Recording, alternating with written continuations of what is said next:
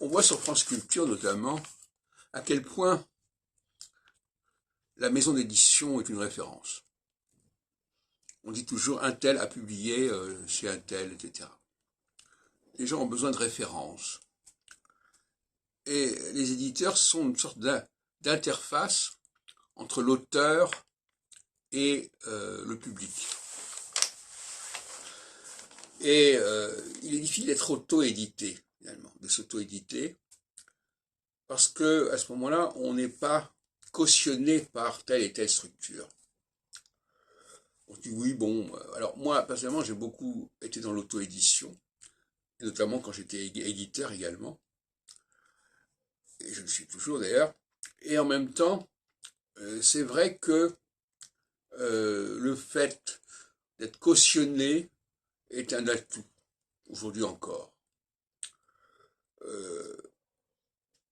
L'autre aspect, c'est effectivement le rôle des lecteurs qui n'est pas suffisamment développé.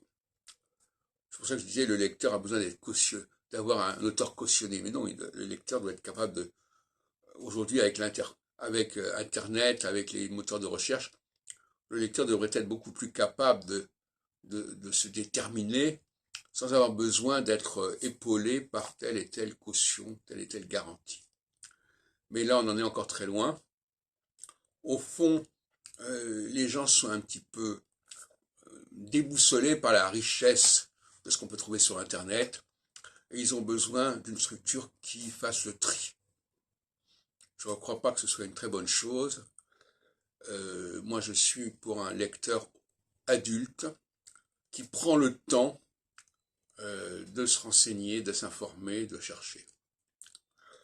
Et non pas la lecteur à qui on livre tout sur un plateau. Et normalement, ça aurait dû être le cas déjà depuis longtemps. Et la résistance des maisons d'édition me paraît la marque d'une régression au niveau de ce que l'on pourrait obtenir de la part des lecteurs. Parce qu'il y a l'auteur, bien sûr, mais le lecteur aussi est créatif. Et une création de deuxième main, si on veut, mais cette créativité du lecteur est essentielle. Et aujourd'hui, elle est encore assez peu épanouie.